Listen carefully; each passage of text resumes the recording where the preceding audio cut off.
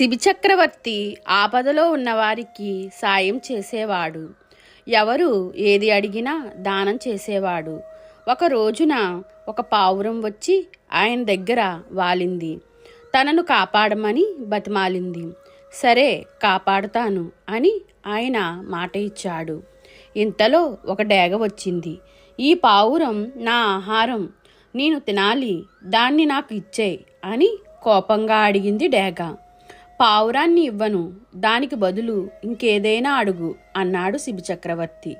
అయితే పావురం అంతా బరువుగల నీ తొడమాంసం ఇయ్యి అని అడిగింది డేగ.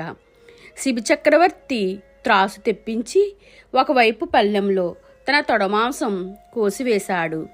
ఎంత మాంసం కోసివేసినా పావురంతో సమానం కాలేదు.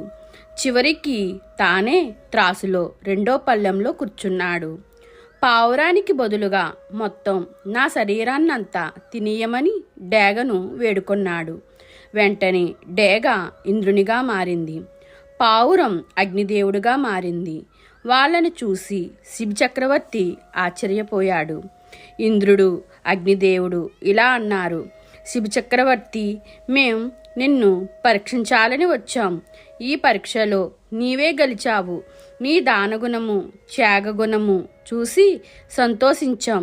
గొప్ప దాతగా భూమిలో నీ పేరు నిలిచిపోతుంది అని దీవించి అదృశ్యమైనారు. ఈ కథలోని నీతి ఎప్పటికైనా సత్యమే గెలుస్తుంది. మీకు ఇలాంటి కథలు కావాలంటే లైక్ చేయండి, షేర్ చేయండి, కామెంట్ చేయండి. నా ఛానల్ని సబ్స్క్రైబ్ చేసుకోండి.